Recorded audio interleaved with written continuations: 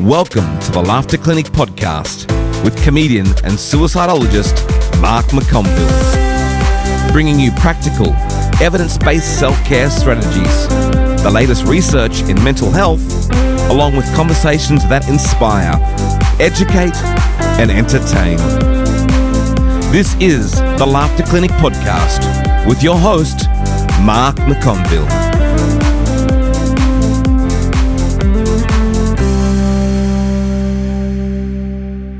Hi, my friends. Welcome to this episode of the Laughter Clinic podcast. Thank you very much for joining me. No matter where you are tuning in the world, I hope you are well, and I really appreciate your time. Today's guest, I'm going to be chatting with Dr. Clarence Tan. Now, Clarence is featured in my life for over probably 15 years or so now, and we will have a bit of a chat about how our relationship has evolved over the years. And Clarence is a tech guy. He's a futurist, a technology guy, very well-respected entrepreneur and innovator and investor, former Wall Street financial banker, trader, all that sort of stuff. And he's a knowledge seeker and a connector, you know, like he's great at connecting people with ideas to more information and funding. And he's really across the whole exponential technology side of things. So today we're going to have a bit of a deep dive into AI and mental health and where we're heading with that and what putting safeguards and guardrails looks like in relation to modern technology. So, yeah, he's got a huge list of qualifications, Clarence. So if you are interested in checking out more about Clarence, I'll put a link to his website in the show notes. So in the meantime, my friends, kick back, relax, and I know you're going to enjoy my chat with Dr. Clarence Tan. Dr. Clarence Tan, welcome to the Laughter Clinic. So excited for our chat today. Mate, this has been a while coming, so really appreciate your time. How are you? Very good. And yourself? Not too bad, mate. Not too bad at all. All the better for seeing you, my friend. Excellent, excellent. So we start all our episodes by asking our guest a same question, which is centered around the saying that laughter is the best medicine, and a saying that's been around for over 3,000 years, and now we have modern day research supporting the physical benefits of laughter and the psychological benefits of using your sense of humor as a coping mechanism. So for you, Dr. Clarence Tan, my friend, when you hear the saying laughter is the best medicine, what does that conjure up for you? Well, it's my passion actually to, I guess, make the world happier. And I think there's nothing better to do than actually to get the world to laugh, right? Because it's hard to start a war when you're laughing, isn't it? That's right. That's exactly right. And, anyone that knows you or read your bio, there is, I think, just about every piece of information about you, it's got in there, wannabe Chinese comedian. Yeah, I still need you to set me up for an open mic gig. Yeah, yeah. Exactly. We got to make that happen, mate. Yeah.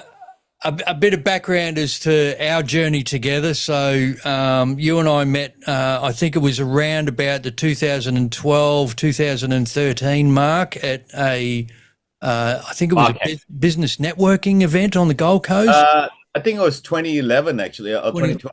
Yeah, the bar camp. I'm not sure whether it was a bar camp or one of those meetups, IT meetup thing. I think that was it was almost 15 years ago, I guess. Yeah, that's right. And I know that you had just come back from your time with Singularity University at the time, which... at NASA then, at the NASA Ames Research Park in Silicon Valley, right next to Google. Yeah. It was amazing, Mark, meeting a real live comedian. Well, just before we get to that, I want to quickly touch on your time, because I know your time with Singularity University. You went over there and then you came back. You're the Australasian ambassador. What was that like for you doing? And for those that don't know what the Singularity University was, just explain what that's about. So I think Singularity University started out in 2009 or 2008, and then we were like the third batch that went through the program every year at the time. The founders, Ray Kurzweil and Peter Diamandis, basically selected 80 people from over 35 countries to come together over a summer in North America and NASA Ames Research Park, the granddaddy of all the NASAs, because they're basically, I think, more than 8 NASA centers, but this was the original one in Silicon Valley. So they brought together all these amazing people for 3 months, and they basically we got lectured by the top people that you only see on podcasts and stuff like that, like people like the co-founder of Apple, Steve Wozniak, obviously Ray Kurzweil himself, the author of the Singularity is near, and you get to visit Facebook, Tesla, all these places. And the whole purpose was, at the end of the 3 months program, your last 4 weeks, you form a team to try to solve a problem that will bring positive impact to 1 billion people within 10 years. So that was a very noble goal that Singularity had, and everybody you met was there to try to make the world a better place. It's amazing, and there was different genres for help, wasn't there? Wasn't there to have global impact? So this was prior to the United Nations having the Sustainable Development Goals, the SDGs. Singularity was already kind of far-sighted in the different areas that we could bring a positive impact to, like education, poverty, all that kind of stuff. So the different teams work on different areas. I started on the health side, but ended up being a team leader for a project for security, which was basically to try to eliminate corruption through crowdsourcing. Right. It was called Corruption Tracker. Yeah. So it was a pretty amazing experience, and I was the first Queenslander in that program. So it was a real honor being there and meeting all these great people, and trying to get the ideas, because the whole problem with most parts of the world in trying to solve problems in other countries, in developing countries, for example, is that the people, let's say in Silicon Valley, is trying to figure out, like, how can we solve this problem in Africa without actually going there, right? So you find a great solution, and then you kind of shove it down their throat and say, this is what you need to do. And it always fails because the people, they don't understand the nuances of the problem. So Singularity wanted to bring people from all over the world into, where the heart of technology was, Silicon Valley, and basically get them to try to solve the problems in their home country. And so you could apply directly to the program. I think the year I applied, there were like 2,200 applicants for the 35 places. So it was extremely competitive. For the 80 places, it was extremely competitive. Harder to get in than Harvard. The only other way you could get in was to take part in competitions around the world that Singularity had organized. And I was privileged enough to be the Asia Pacific ambassador, and I managed to organize 4 of these competitions in Australia and Malaysia. And I believe you were one of the participants. Yeah, well, that's kind of where our story progressed from there. So I think it was 2013. We had the Global Impact Comp for Australia. Correct. And what I think at the time, you had to show how your idea was going to have a positive impact on 1 million Australians over 3 years. Yes. And so if you win that, you go to NASA for 3 months and work on an idea to impact 1 billion people. Yeah, which is incredible, which is absolutely incredible. And so I remember coming to you with this grand plan of creating a formal link between the comedy industry and mental health, and presenting. And I was so stoked that I ended up being the runner-up for that year in 2017. And if you remember, the judges were like the chief scientists of Australia. That was pretty really cool. There. Yeah. And then following on from that, I don't know whether I've spoken to you about this over the years, but you were actually there. You were present during one of the most pivotal moments in my life, which was when because coming runner-up in the competition, you and I worked together a lot more. I had you on board as very much, you took on that role of mentoring me with my idea and saying, you're just a comedian with a cool idea. It's, really need to get into university to get. Yeah. Well, the way I remember it was after I think probably a talk that I gave. You came to me and you gave me the anecdotal story about how a lady came up to you after the cruise, with tears in her eyes. That's right. Yeah. What started, and that really motivated me. But you wanted me to help you get support from the government, and I said, Mark, unfortunately, the government would want, basically evidence-based research that it actually has a positive impact. And you told me that, you have been a comedian for over 15 years at that time, and you were you drop out of school and you were a Boilermaker by training and all that stuff. And I said, well, Mark, you need to really get those academic credentials. And you were saying, like, how can I do that? And I think that was the time when edX, the online educational services in America, just started opening up free courses. And I said, hey, Mark, why don't you go and take one of these courses? And the remarkable thing about you, Mark, was that you actually listened to advice and you did it. I mean, all kudos to you. I think you took a course with Johns Hopkins University, one of the top American university, particularly in the health area, on public health and depression, if I remember. That's right. Correctly. Yep. A couple of free courses. I remember you were struggling, but you did really well. You had distinctions and all that, and then that really led into that. That gave me the taste for it, and then I was so grateful for you coming with me to meet the then director of the Australian Institute for Suicide Research and Prevention at Griffith, Professor Diego DeLeo, and he so graciously gave us probably 2 hours of his time. I know. I must say that was like one of the most amazing experience I had in learning from him, about mental health. I mean, I think I was so naive at the time when you first discussed with me about depression and all that. I guess most people would just say like, oh, well, just go get some psychotropic medication, antidepressants and all that, not knowing the consequences of that. So that was a real eye-opener for me. So there's a lot of benefit to mentoring, right? Because, you actually learn a lot yourself. And I'm always grateful for that. And I've always looked forward to see how you have progressed. And, you did an amazing journey from that all the way. I mean, from the graduate certificate or diploma, right, all the way to an offer for a PhD, which you turned down. And I don't blame you, right? Because you know what PhD's other acronym stands for, right? No. Permanent head damage. What was that? Permanent head damage? Yeah. So I'm glad he didn't do it then. Well, look, the master's degree it was really hard. That 3.5 years was because, coming into it without having an undergrad as well and having that learning how to learn kind of thing.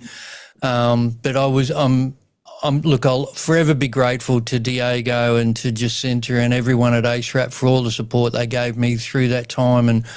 And the fact that they simply said at the end of it, we would support you in a PhD if you decided to go on. But at that point, I really wanted to get out into the world and start having an impact in some way.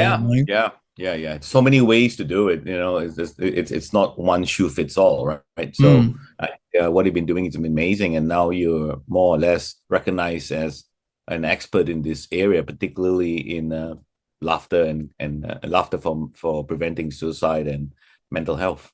It's been a hell of a journey, mate, and I'll always be grateful to you for seeing something in me way back then. And I feel bad the fact that I haven't actually got you on stage to do a comedy set yet. Well, you still owe me that, so I'm waiting for the open mic session. Yeah, we'll make something happen.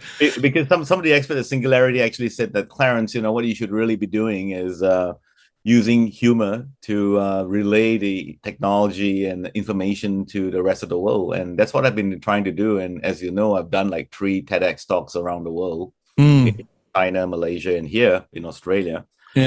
Seems to work well, particularly with the youths, because I think comedy is like the universal communication language that destroys the barriers that we have from culture and stuff like that. But Well, that's exactly what. particularly for technology, because Yeah, breaking down barriers, and that's the thing is, like um, your role is throughout your career. You've really been a connector. You're connecting people. You're connecting, people with ideas, with investors and entrepreneurs and all that sort of stuff, and it's all about relationships, like you're a conduit for putting together so many relationships, and humor is a great way to bring those people together. So did you, because I know you've got a background in investment banking and all that sort of finance and technology and all that sort of stuff, but this role of connector, is that something that, you actually purposely went out and said, I'm going to connect all these people together, or it's kind of found you? Not really. I think it's the latter, right? I like my dad, like he wasn't a graduate, but he was a great connector too, and he had a great personality. Maybe I learned a lot from him, subliminally. Mm. But yeah, I just like connecting. It comes naturally because you meet a lot of people, and then you kind of like, oh, this person, really needs to meet Mark, or or vice versa, and that's where things happen. But the amazing thing, that's why I say it's hard to find people like yourself too, Mark, where you actually listen.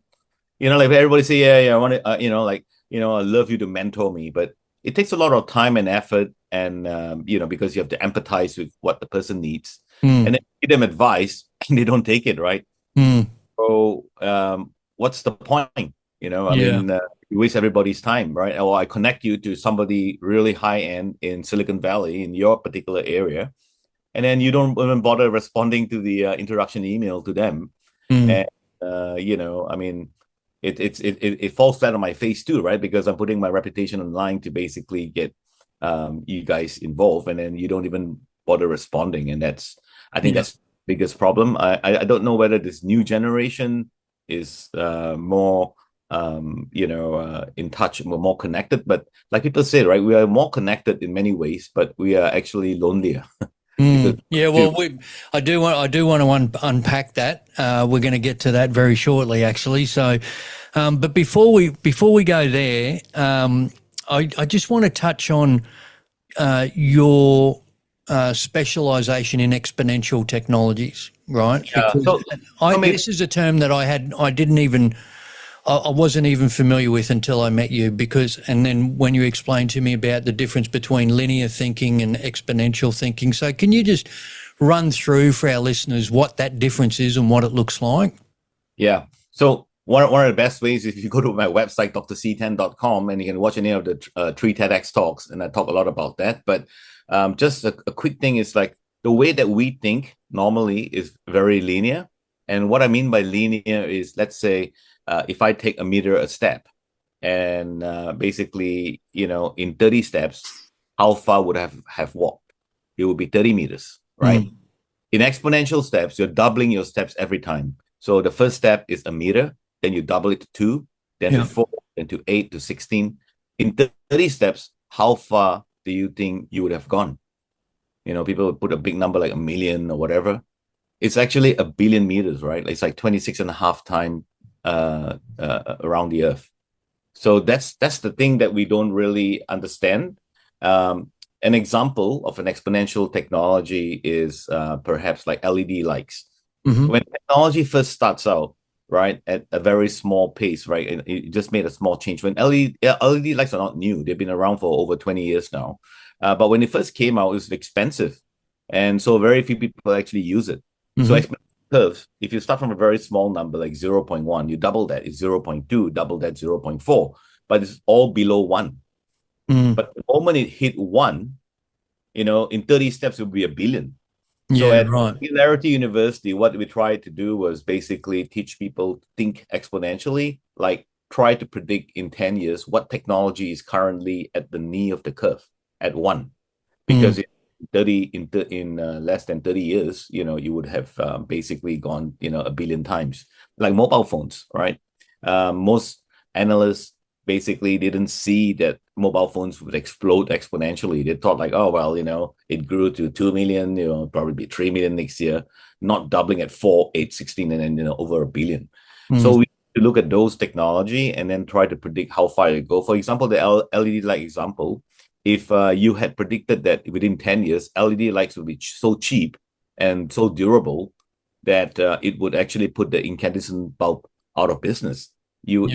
What can you do with LED lights? Then you can put it on your shirt, you can do all kind of stuff, which was unimaginable 10 years ago or 15 years ago. But today, you see it on backpacks, you see it everywhere. So what are the technology that's at the near the curve? 3D printing, obviously, one of them, like, because, been around for a long time, but hasn't really moved much, right? You don't see it in every home yet. Yeah, right. Well, part of it is because there was one person that owned like lots of patents on it, and those patents have expired now. So you will see more interesting stuff coming out soon. Why are 3D printers exponential? Well, a 3D printer could essentially make itself, right? You could print the parts of itself, and then so 2 makes 4, 4 makes 8, and so on. Yeah, so the right. big one right now is humanoid robots, right? You're thinking, oh, robots are so expensive, it's $250,000. I'm not gonna get one, but one robot can actually make itself, right? And 2 make 4, and that will drop down the cost of robots to almost negligible. Yeah.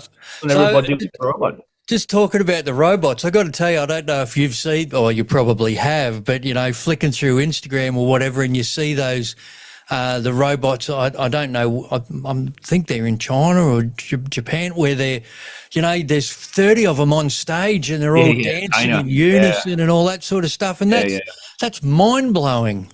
Yeah, that's some of this stuff. I mean, in less than a span of a year.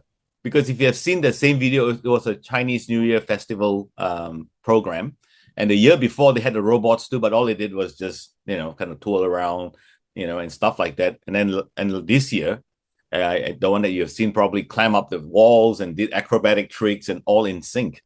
So the technology has progressed so far. I mean, it's amazing. I think next year, you'll probably see no humans on the stage anymore. It'll just all be the robots. Oh, don't say that. Don't say that. Well, the humans be watching them, right? So, yeah. That thing about you're saying about the 3D printer being able to print the parts for itself and all that sort of stuff, wasn't that, I think, did you and I have a conversation once about them sending a 3D printer into space and so as that way the amount of money that they would save in weight for the spaceship to get out into orbit?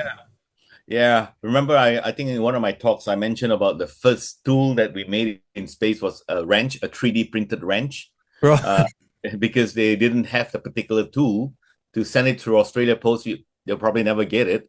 But it'll cost a bomb to send it by DHL or anything else into space, right? So all they did was send the schematics and 3D printed that particular wrench for fixing that particular issue. That was a very significant time in terms of space exploration. We made the first tool in space. So, wow. I got to tell you, that whole robot thing really spins me out because, and this is the thing is, you see so many things online now and the AI is so impressive. Sometimes it's hard to tell what's real and what's fake. And so I have seen some clips where it'll be like an exhibition, and there'll be female robots, like, very attractive female robots, long blonde hair, all that. Well, whatever turns you on, Mark. No, right? And the guys are going up kissing them and stuff, and I'm like, surely this is an AI I haven't video. seen that, but can you send over the clip? No. So, I mean, it's Well, I mean, all this stuff has been science fiction, but it's all coming into reality, right? And I forgot to mention, like, my background actually. I basically studied computer engineering, and then my master's was in robotics and finance, which is why an MBA in finance, which is why I ended up in Wall Street. And I was very disillusioned working for investment banking industry because it just felt like you're just moving money around. I was a manager of the foreign exchange trading desk, and you're really just moving money around, speculating, gambling with the bank's money, if you like, putting some in your pocket and the bank's pocket. But if you know anything about gambling, it's a zero-sum game, right? If you think about it, right? Right. So if we were gambling and I win, who lost? You did, right? Yeah. We're not creating anything, Yeah. right? I'm just taking stuff from you and put it into my pocket. Yeah. So that's where I felt very disillusioned. And after 3 years, that's why I left and went back to academia and did my doctorate in artificial neural networks in finance at the time, because that was what I knew most about. But when I taught that particular class at the university, my students actually took the technology or the methodology I used for predicting where the financial markets were going to go and use it to do things like composing the unfinished compositions of famous composers. Because a guy went to Juilliard, and the same technology could be applied to other areas. Yeah, right. Yeah. So yeah, I think it's really we're at a point where it's starting to really reshape the landscape. Like, and this is the other thing is, like if you've got young people in your life that, because we're constantly, any conversation around AI is centered around what jobs they're going to take and all that sort of stuff, like where do you see that? Like if you've got an adolescent in your life and you go, study this or study that, because certain jobs aren't going to exist in 10, 15, 20 years. You are exactly right, which is why we're seeing a lot of very high mental distress among youth, particularly in countries like India and the Asian countries where education has always been paramount. Mm-hmm. The secret to success was study hard, go to the best universities you can, you get a job for life. Yeah. Since last year, since OpenAI started becoming dominant, University of California, Berkeley, one of the top universities in the world, their graduates in computer science can't get jobs. Really? Yeah, because AI is replacing them. And you can see that for yourself anyway. Amazon, Google, they're all laying off people, particularly in the high tech area, like programming and stuff. That's the first. We are taught that manual labor was the first to go. Actually, it's the last to go. The first to go is actually anything that needs to use your brain, because it can do it better and faster than you. So answering your question, I think I think the best way to do is actually find out, like in my talks, I always talk about ikigai, the Japanese word for ikigai. I love this. This is find out what your purpose is. Now, let me see if your purpose.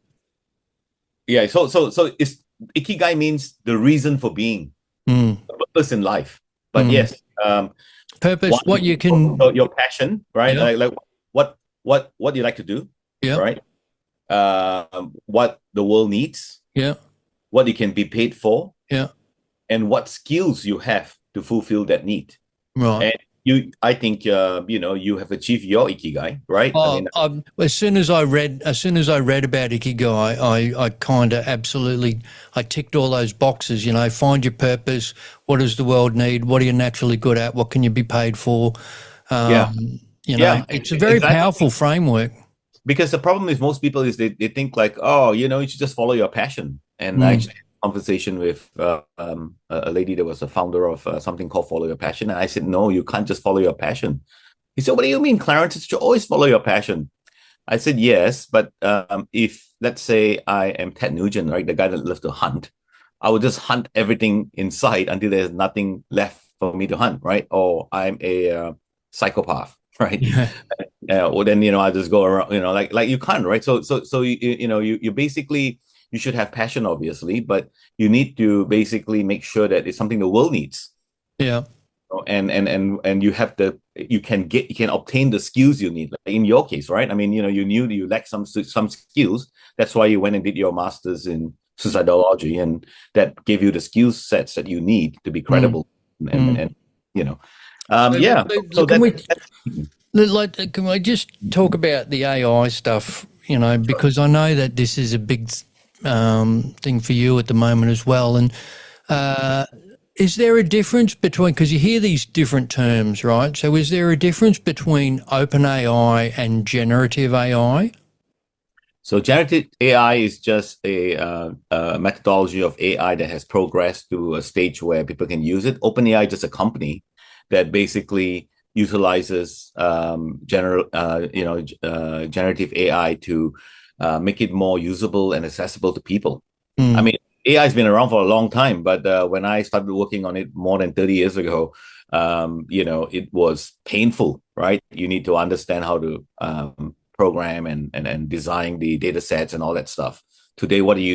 You do almost nothing, right? You just go into ChatGPT, have a chat turn on, or just type in your question or your query, and out pops the answer.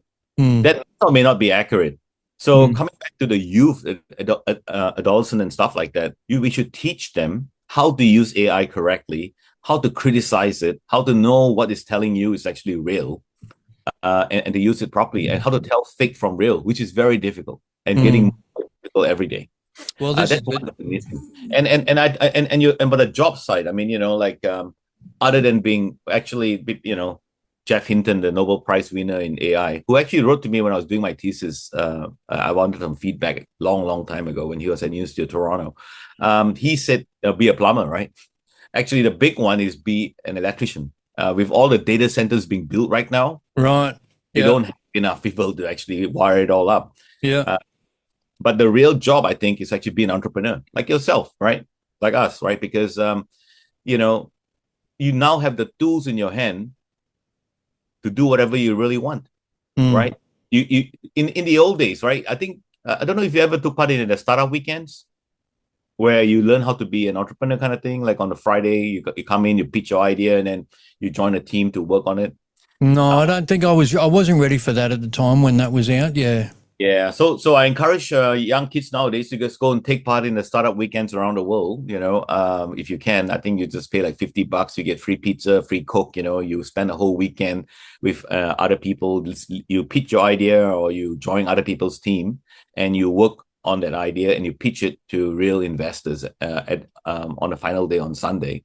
And the whole idea is to learn, but you get the real feel of the real world, like whether your idea to solve a particular problem is actually going to be a feasible one. So startup weekends are really good in those kind of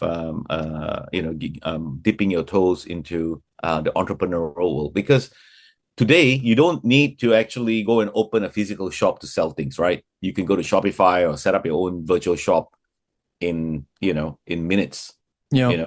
And what's happening now? I mean, we talk about AI. There are AI agents. You heard about agents, right? The AI that work for you. Well, believe it or not, there are people now that are creating AI agents to go out and order stuff, find the best vendor, let's say in China or wherever you find your vendors are, and then have an agent that purchases stuff for you, another agent to market stuff for you, another agent to keep your accounts, and all you do is sleep and collect money. Because the AI is working for you. Yeah, right. Soon, you, the person that started up with the idea, will also be an AI, right? So they're talking about AI selling to AI and stuff like that. I mean, all these things are happening, because AI can do a lot of things that we can do better. And incidentally, I think we discussed this before, like in my class in AI, like how do you define intelligence and stuff like that.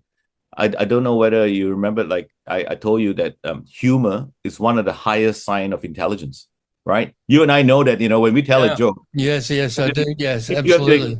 You have to explain to a member of the audience, like, why it was funny. Then obviously the person is not really high on the IQ side of things. Yeah. So I think comedians are probably... You'll find this interesting. So because I use a few different forms of AI in the type of work that when I need to write or research stuff, so I have the two free ones that, ChatGPT and Copilot, but I also do pay money for one, which is called my Ninja, Super Ninja, I think it is. And I thought I'd put it to the test. Right. I did this a while ago, and I was working on something about, I was doing a presentation about journaling, right? And I said to it, write me a short, sharp, quick joke about journaling, right? And this is what it came up with. I'll never forget it. It said, so I've started journaling every day, and then yesterday I opened my journal and it had written back, maybe you should keep some of this shit to yourself. So it's an intelligent journal. So, but it is. So talking about the investment side of things, it must have really changed the landscape for what, angel investors and people with money or what they are looking to invest in now, eh? Yeah. So the other thing that I do obviously is angel investing, and I have been an angel investor for more than 25 years, I think. So I invest in over 60 companies. And basically, you need to have like a guiding compass, like a purpose for your investment, I believe. Like you have VCs that obviously just invest in anything that will be the next unicorn, or hopefully the next unicorn. But their failure rate is like pretty high, which is why they want a return of 20 times, right? Not because they're greedy. Well, they are, but because probably 1 in 20 investments is actually going to pay off. Right. So they need that investment to pay back. Yeah. So right now, the big thing is everybody talking about is AI. But actually the smart money is going into what AI needs, which is power, right? Energy to power and stuff like that. And obviously the chips, and then the infrastructure. So power companies are actually doing great. I mean, before the war, started, now even higher, right? Because oil prices and everything else have gone up.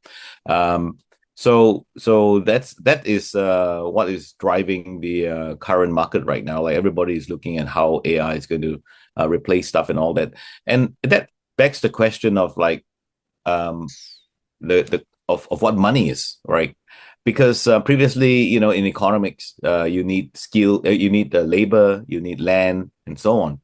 What, like since AI can do most of the jobs that you and I do better, maybe not yours, like, maybe comedy should still be in the human domain. But the thing is that AI doesn't need the 5 basic needs that we need. It doesn't need a home. It doesn't need shelter. It doesn't need clothing. It doesn't need food.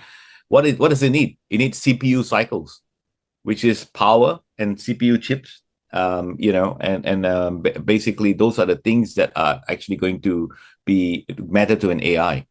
So if AI is going to work for you, that's what it wants or what it needs. And that's, if you want to be in that area of AI, then look at those needs that need to be fulfilled for them to be able to perform.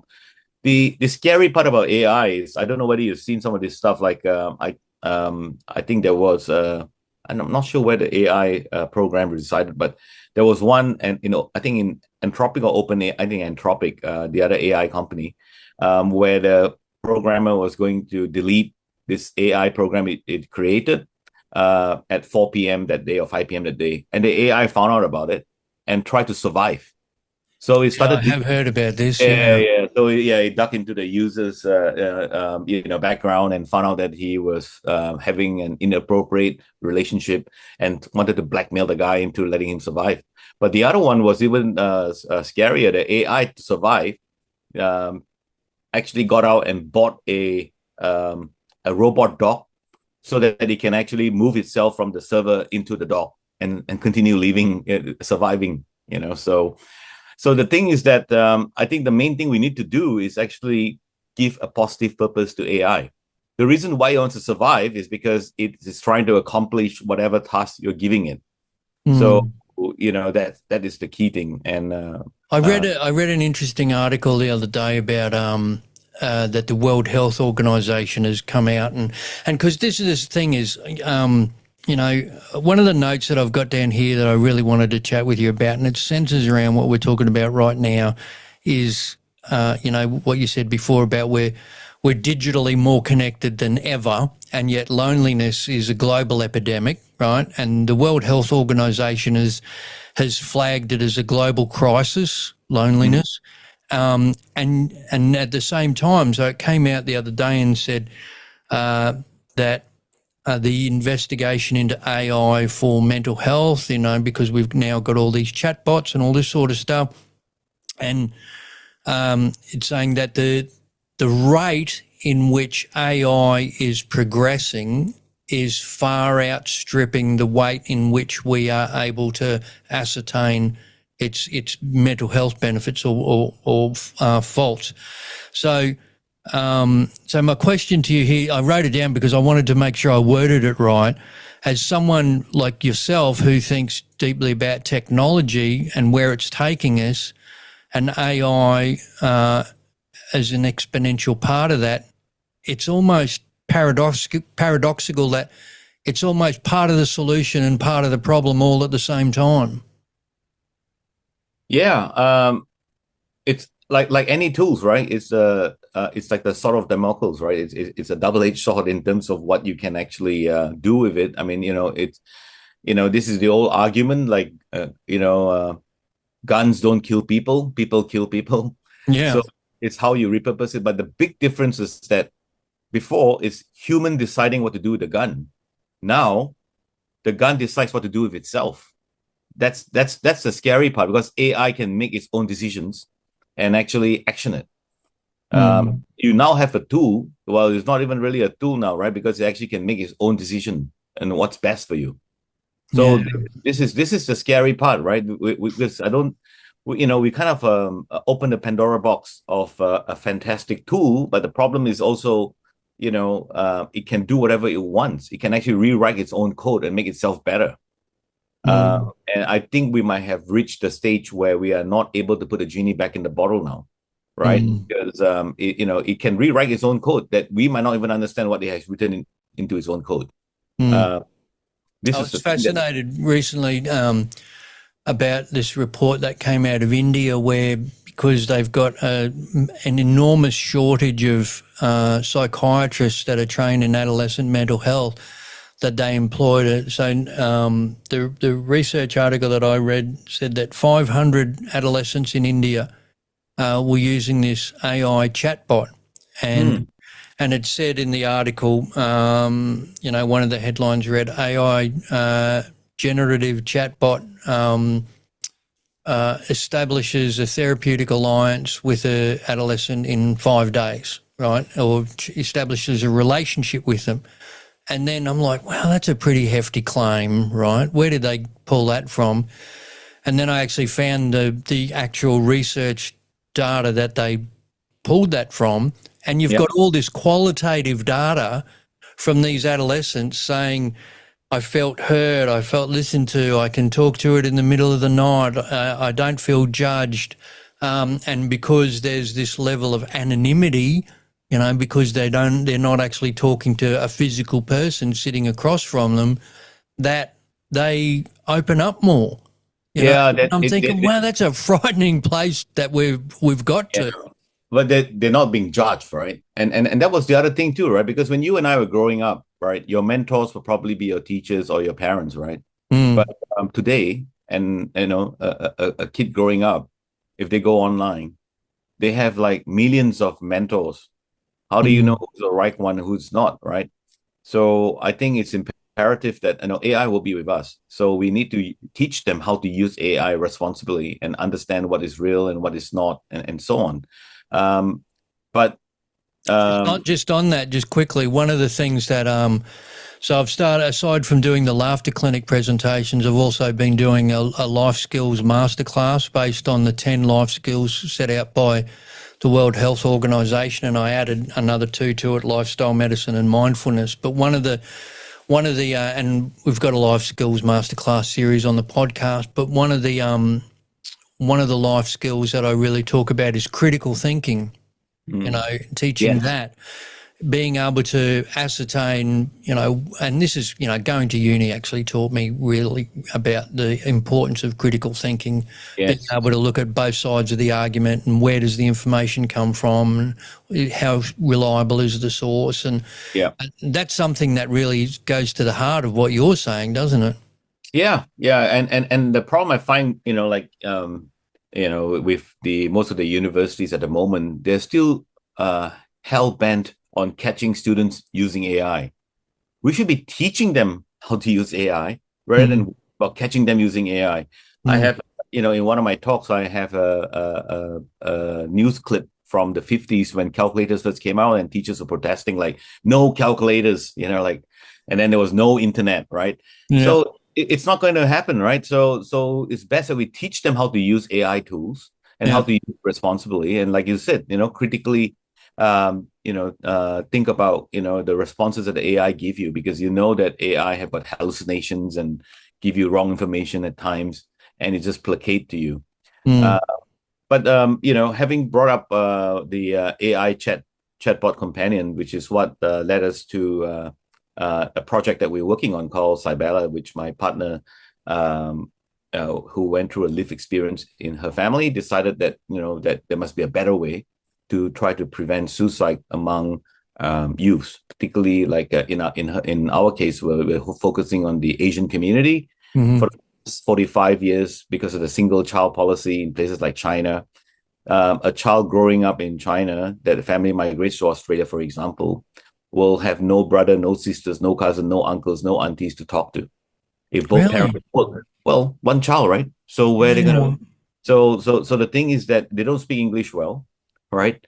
And how are they going to integrate, and have a healthy mental, adaptation to a new culture and so on? And like you said, in India, I mean, I'm glad that you found that particular article, because they can talk to a device, right? Mm. Obviously, it does not replace humans, but then what other means can they actually use? What accessibility do they have? Mm. And so this is why we're working on this project called Cybella, which Cy, like in cyber, but also the initials of her late brother. And Bella stands for behavior, E is empathy, L is listening, and then the other L is learning, and A is assurance. So we're basically creating an AI chat companion that detects your emotional state from your microfacial expression and your vocal intonation and whatever you're conversing with it. Mm. And the second part of the project is then to respond appropriately, like, okay, you're not feeling great today. Why don't you go and see Mark's comedy, show today? And, or if you like, or you're more religious, then maybe connect you to your community and so on. So this is what we're working on with Griffith University. We're funded a PhD student working on the project. And we've been recently given a Ignite Spark grant from the Queensland government. And we hope to basically attract a lot of people to help us collaborate in this project, which we are organizing a exponential technology and mental health conference on November 23rd, 24th, 25th on the Gold Coast this year. Yeah.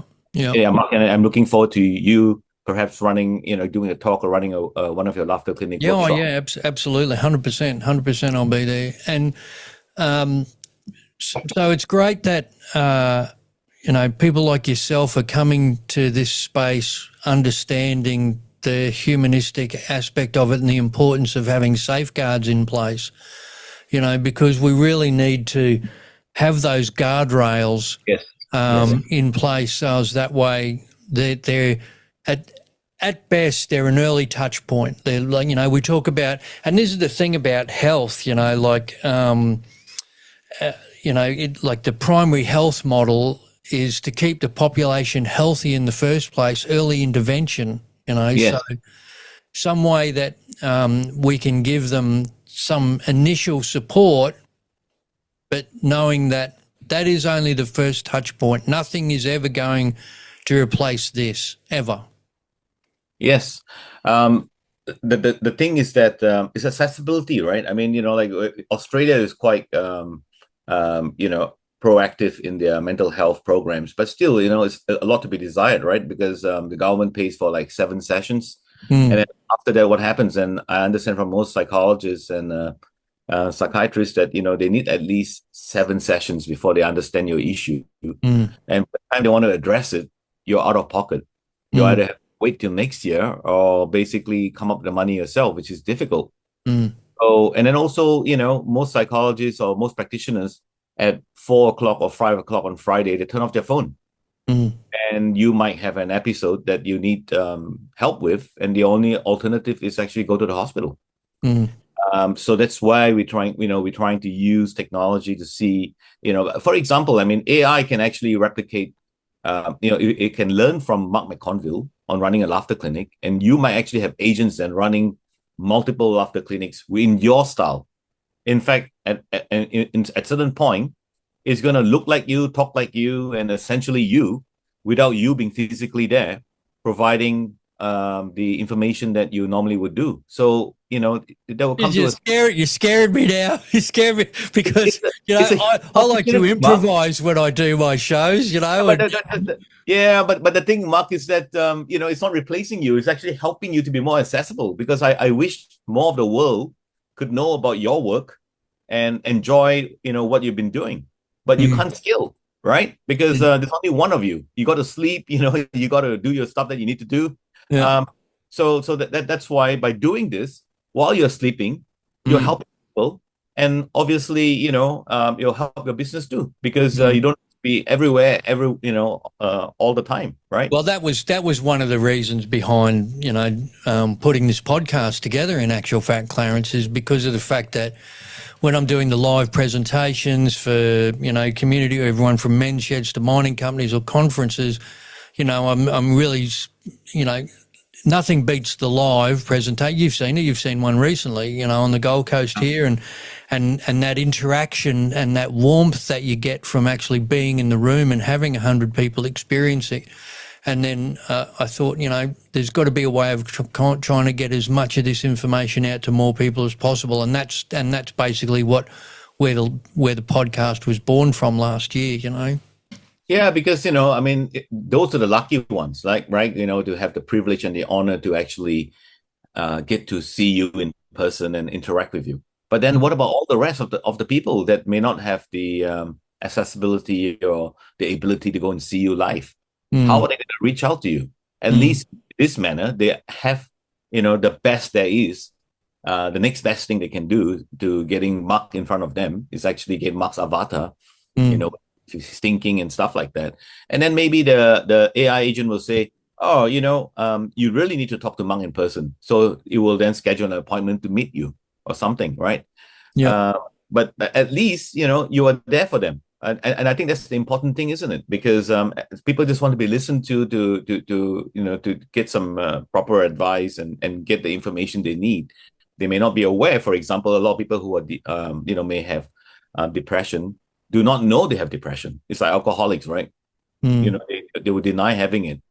So one of the things we're going to do in our project is that if we detect some signs of that, we might show you a video clip of somebody being depressed and said, can you identify, you know, or whatever that needs to be done. So it's not just a matter of addressing it, but also educating the people. In your workshops, I mean, you know, there's a lot of nuggets of very valuable information that people... Well, compassion, you know, like I think compassion and empathy is something that is really, you know, very one-on-one human. Yeah. That's something that I think is going to be hard to replicate from an AI. Yeah. So this was a thing that when one of my Singularity classmates, who was a whistleblower in the Pentagon, he and I discussed this 14 years ago, I guess, when we were at Singularity, about how AI could become too dangerous by the time it gets to where we are now, actually. How do we actually have compassion? How do you have compassion? Like if I go to you and say, Mark, you know, I've been jilted or I'm brokenhearted. You know, if you're an AI program, you're like, oh, that's a bad thing. Okay, move on. You know, there's no compassion, right? But because you have experienced it, you can empathize, you know. So what we're thinking of doing is I was proposing that we put a pain function in an AI program so it experiences pain. So when you experience pain, right, suffering, you have compassion. Which you know, like if you read the Bible, it says like, you know, Adam and Eve were cast out of Garden of Eden after they have this gain all this knowledge from the forbidden fruit, right? And then God cast them out to suffer, right? And it's like us now making a very sentient being, an AI program that's becoming smart, and then now we are having to basically make it suffer so we can actually have empathy. Isn't it interesting? And then on that score, if Adam and Eve were Chinese, right, you know, we'll still be in the Garden of Eden. Why is that? Because they were eating the snake. More protein, white carbs. So I can say that, right? Because I'm Chinese. So. Well, here's the thing. From a mental health and suicide prevention point of view, there's been an enormous shift in the last, I'm going to say, probably more than a decade, for integrating the voice of lived experience into, you know, suicide prevention programs and mental health stuff. And And that's one thing that I think, you know, you're never going to be able to replace that aspect of lived experience. Like you said, you know, what you've actually been through. Yeah. As a person. Yes. And that's the thing though. A lot of people like, you know, like I wasn't even aware of what lived experience was, or the terminologies or the images that should not be used. You know, and so attending the Live Experience Summit and also the suicide prevention one really opened my eyes into all these things that we don't really know about, that we should be more aware of. And this is the things that we need to incorporate into any AI chat companion bots, and we are working very hard on that part of it too. So last year, just on that, was that your first experience of going to a suicide prevention conference? Yes, it definitely was, and it was very eye-opening, you know, and amazing to meet Professor Diego there after all these years. He was a keynote speaker. So it was very enlightening, and you know, to hear the perspective from different people. I mean, for example, like the issues that Lifeline, you know, has been facing, for example, because the economy hasn't been great, they are getting less and less volunteers. And the second part was like some of the people that are now counselors and so on were sharing their experiences when they had suicidal thoughts and stuff like that, and they called Lifeline, and they were given information that didn't help them, and they had to hang up and then keep calling. And it was only the fifth call that they actually got somebody that had the empathy and the compassion in guiding them, to do the proper things. So this is the issue, right? So if we can get AI companion bots to assist the people in Lifeline, that would be an amazing thing, because if we could detect, we could detect the mental status of the person at the other end of the line through their voice, for example, and then provide appropriate advice. Obviously, it's non-clinical at the moment. Our product will be non-clinical, and it's meant as an early intervention, not not a clinical product that replaces the professionals. We don't have enough professionals, and the affordability and accessibility, that's the whole issue we have, isn't it? Yeah, that's right. And, you know, there was another study that I saw probably just a few months ago now, where mental health nurses in Australia who are very much under the pump and, you know, highly stressed environment, on the receiving end of a lot of abuse, which I wasn't aware of, physical abuse and verbal and emotional abuse from the clients that they're seeing. And because the organisation... Sorry. No, that's right. Because because their governing body doesn't have enough support workers for them, they've actually they're giving them AI tools to give them support as well. So I think it's another aspect of it that could be explored is having the support specific for the population group. Yes, definitely. And from the suicide prevention conference last year at Perth, for example, there was I think a new technology they were trying to use to teach train station managers to identify potential at-risk people that might be thinking of jumping off the platform, and without thinking about the implication, right? They think that they teach the station master, and you have less than 5 minutes to react and approach the person, and the person might just be a tourist wandering around. But if they don't react to it and the person jump, then they obviously feel responsible for it. It just made more stress now for the station master. And these are the things that technologically we think, oh well, we can teach them using VR glasses and stuff like that, like to identify who might be at risk. But the thing is that they are not mental professionals, right? They are station masters. And now you're putting an additional responsibility to them. But if you incorporate AI in the camera and AI detects it, and then, maybe get the appropriate person to approach them and see whether there's a problem, that might actually help. Well, that's just what you touched on there is one of the things that I can see AI helping is it's hard to ascertain the impact of the burden of responsibility on someone who is responsible, who is in a position where it's, you know, they're responsible for someone else's mental health and well-being. Yeah. Like I was talking to a mate of mine last night about this, and I've been very lucky that I've never been in a position where the decisions that I have to make on a daily basis will affect the actual livelihoods of 500 people. You know what I mean? Like that's a big burden of responsibility. Yeah, exactly. I mean, and then unless you're a sociopath and you have no empathy, then, you know, that's fine. Which also leads me, right? I mean, like there was a study done in the US. Apparently 35% of Americans said they prefer an AI boss than a real boss, right? A human boss. Because I saw that recently. Yeah, because they felt that, you know, it would be less biased. Yeah.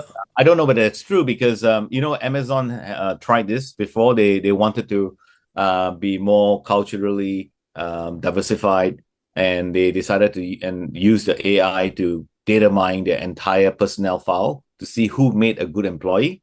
Yeah. And guess what? The AI's profile of a good employee was a white male, you know, going to a university graduate. It was because, you know, the AI can only be as good as the data that you give it to train on. Yeah, and right. The Amazon personnel were all, you know, white male graduates. So yeah. So that's why, you know, you got to be careful, like garbage in, garbage out with AI, right? Depending on information you feed it. Well, I know. So, mate, look, I know we're going to wind this up because I know you've got a busy day ahead of you with other meetings and stuff. So a few things that I want to touch on before I let you go for the day. Being a futurist, right? So what would you hope is your legacy when you're long gone? You know, like, do you have something that you go, I would like people to think that my time on this planet, I contributed this? Well, I think you missed the whole point of Singularity, though, because I don't think I'll be long gone. I will always be here, Mark. Is that right? in one form or the other. Is that right? So, okay. But my MTP, my massive transformative purpose is seek, share, and apply knowledge to progress humanity. Seek, share, and apply knowledge to progress humanity. Like, you know, I'm talking to you now, like, you know, time is the only scarce resource we have in the world right now, right? Money is scarce, but you can make it back if you lose it. But if you lose time, you can't get it back. That's right. And the thing is that until we get a time machine, so I'm waiting for my future self to come and say, hey, Clarence, we got a time machine. Then I can basically shoot the breeze with you all day, all night then, right? That's a great mission statement, mate. So I encourage everybody to seek their own MTP, right? Your guiding compass of what you want to do in the world. You know, and I mean, I'm very positive about the technology and the ability for us to live healthily for as long as we want. Just don't get knocked down by a Gold Coast tram. Yeah. So someone that listening, you know, that may be fearful that they're going to lose their job in 5 years from AI, what do you say to those people? Because that fear is real. Yeah, that fear is real. That's because your job was your identity, right? So find out what the world really needs and, you know, start working on it, because I think the world will respond accordingly. And the thing is that, you know, there's discussion on basic income model and stuff like that, because I told you, right, the robots are going to become almost free. They're going to do all the jobs for us, you know. It's going to give us all this free time, and there must be a way for us to sustain. So the old economy way of working for money will kind of disappear. I mean, in places like Singapore, they are already doing some kind of basic income model, right, where they actually give you vouchers and all the citizens vouchers for funding for food and utilities and stuff like that. Now they're talking about basic high income, BHI, instead of basic income model. Yeah. Where, you know, basically there'll be, you know, there'll be so much wealth being created by robots and automation and AI that will free us up to do whatever we really want to do. It's just that it'd be a huge economic shift, you know. So that's the problem, right? Because the people that depended on labor, you know, like you know, they are the ones that want to see the current model exist, right? Because pay you a high salary, you spend all the money that you have, and then it keeps the economy going. You keep buying new things, and it's not a sustainable world. But if you take away that model, you got to look at a new model on how we can sustain society without using job as the defining point of who you are. Yeah, right. Yeah. So I think it's a bit nebulous right now. Like we all don't know what's out there. But if you believe in the goodness of humanity, which I do, because we could have destroyed ourselves over 60 years ago. We haven't, thank God. Yeah. So you believe in the positive use of technology, and I think we have actually a much brighter future than we had maybe 20 years ago. Yeah. Yeah, that's a great lead into our final thing, Clarence. All of our guests, we finish up with what we call the feel-good five. So this is 5 quick questions. Your answers can be sharp or as detailed as you like. So, and then we're going to wind up on this. So you ready for your feel-good 5? Yeah. Okay, first one, Clarence Tan. What makes you happy? Oh, listening to your podcast, Mark. No, I think, seeing other people happy makes me very happy. Yeah, nice. Number 2, what are you grateful for today, mate? Yeah, I'm grateful for the opportunity to be able to catch up with you and sharing this with all your listeners. And I hope that everybody gets some positive vibes out of it and create a much better world. Yeah, nice. I know. I'm sure I've said it before, but I just want to say it again. I'm very grateful for everything that you've given me over the years, your support and the fact that we're still friends, and I really value you, Clarence. I really do. Thanks, Mark. Number 3 on the list. What are you looking forward to, mate? What's coming up? I'm looking forward to open mic session with you.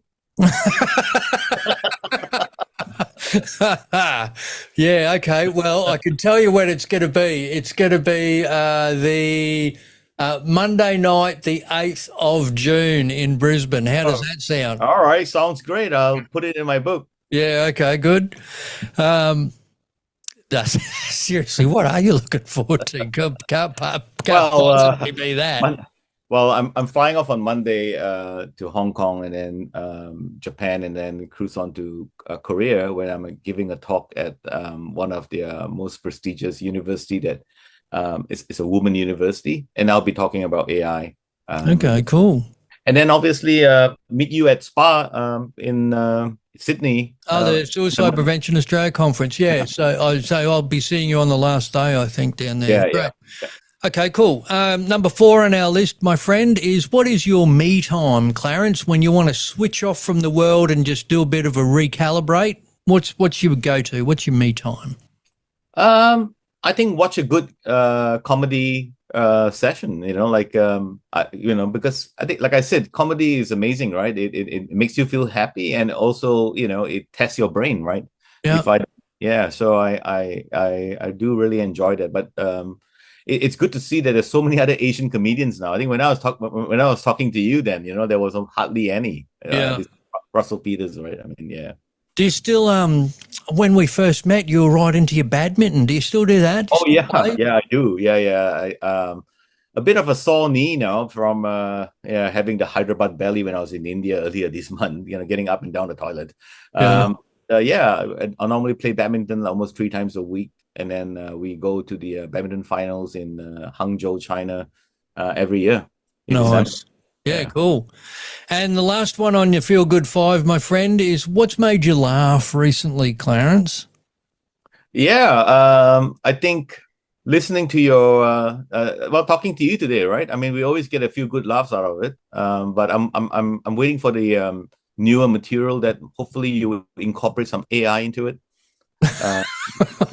Well, I'm not going to be. I can promise you now, I'm not going to be telling AI jokes on stage. The right. Journal one does not get a run. I promise you. But I'll tell you the funny thing though. I was walking down Southport, and I got a scam call, and I was like, Dr. Tan, this is the ATO calling you. And then I told the guy, I said, like, why are you calling me? I'm working here too. And the guy said, oh, sorry. And he hung up. And nice. Yeah, cool. All right, mate. Well, look, thank you so much for your time. I know it's very valuable and I really appreciate it and everything that you bring to the world, Clarence. And I hope that we get a chance to do this again sometime soon. And if I don't talk to you beforehand, we'll be catching up in Sydney for the Suicide Prevention Australia Conference. Cool. All right, Mark. Good talking to you. Look after yourself, Clarence. Cheers. Thank you, mate. Good to see you. Bye-bye. Bye. And there you have it, my friends. Dr. Clarence Tan. What an absolute legend that guy is. And, really appreciate his time. So I hope you enjoyed my chat with Clarence. And, as always, if you like the episode and you feel as though someone would benefit from listening to this type of material, please pop a review there, share it with your network, and we'll get as many people getting this material as possible. So in the meantime, my friends, next week I'm actually going to be chatting to a mate of mine who has been a professional circus clown for over 3 decades. He's not 300 years old. Matt DeGoldie. So that's going to be a great chat. We're catching up next week. So really looking forward to that. So as always, my friends, please be kind to yourself. Be kind to those around you. I'll talk to you soon. Cheers. Thank you for listening. The information contained in this podcast is for educational and entertainment purposes. It is not intended, nor should it ever replace, advice received from a physician or mental health professional. Want more info? Visit thelaughterclinic.com.au. If you enjoyed the episode, please share and subscribe. Thanks again for listening to the Laughter Clinic podcast with your host, Mark McConville.